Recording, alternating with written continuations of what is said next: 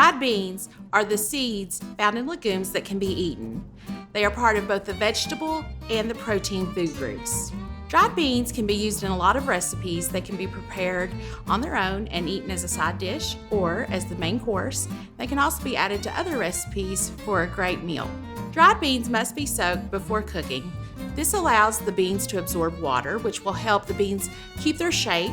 It will also allow for more even cooking as the water is absorbed through the center of the bean. It allows both the outside and the inside to cook evenly. Some of the gases to escape and reduces digestive discomfort.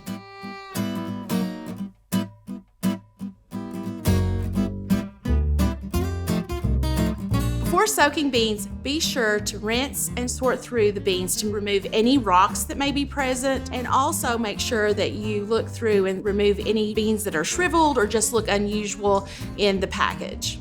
Place the beans in a colander, put them under running water, allowing any dirt or debris to be washed away. There are 3 soaking methods for beans. There's the traditional overnight method, which you're probably familiar with.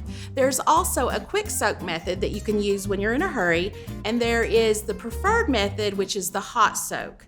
Today I'll show you the hot soak method since maybe you've never seen it before. The hot soak method involves placing 2 cups of beans and 10 cups of water in a pan, bringing that pan to a boil over medium-high heat, and then allowing them to boil for about 2 minutes.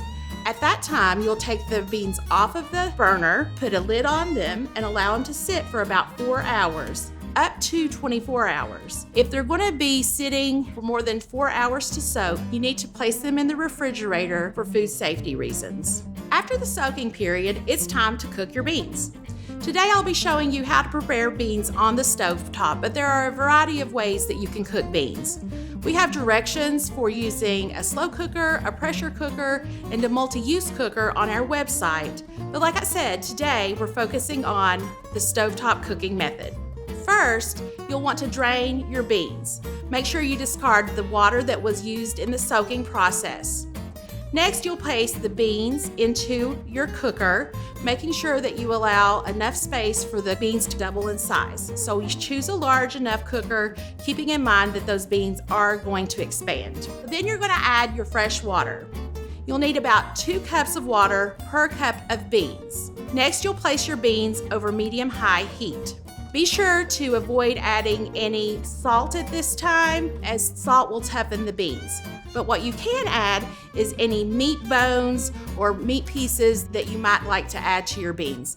This adds flavor, although it's not necessary to add meat or meat bones to your beans. Place the pot on the stove over medium-high heat.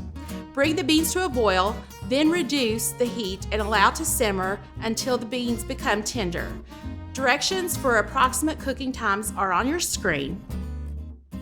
As the beans are cooking, you may need to add water as the water may evaporate. Simply add a little bit at a time until you reach the desired consistency that you like. If beans foam while they're cooking, you can add a little bit of oil to the pot to reduce that. Once beans are almost done cooking, then you can add salt, seasonings, herbs and spices, and other things to enhance the flavor of your beans if you desire to do so. Once cooked, dried beans can be eaten as a main dish or a side dish. You can also use cooked beans in other recipes.